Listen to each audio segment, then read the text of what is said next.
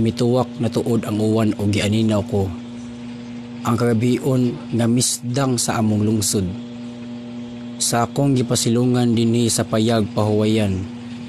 Taliwa sa kabungturan. Nakita kong gihiwa ang daang mangga sa dakong kilat nga may kanap sa kasapdan. Gigukod sa nagdagan nga daog-daog sa kasing-kasing. Sa diwata sa kalikupan nga mabitig kakulba hinam sa pag nagtagbo sa alisngaw sa huwaw o sa bunok.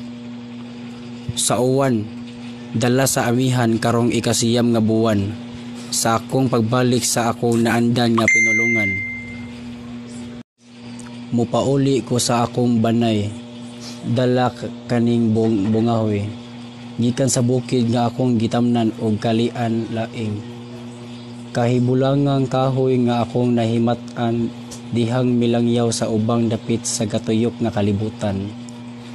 Maalimpyong peras, lunhaw og lipaghong ang aping, masidlakong limon, dalag og makapaspas sa kauhaw.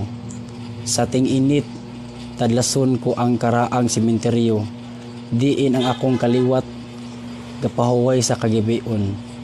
Dili na ko sila pukawon sa ilang higpit nga katulog, kay sama nila lumalabay usab ako ning kalibutan na. Didto sa kilid sa atabay nga gikubkob sa akong apuhan, nahibaw kong gidadagan na og usa ka farol di kumbati. Ang akong dalan padulong sa among Pinoy-anan, nagtamod sa kinaunhang balaod sa panagsilingan.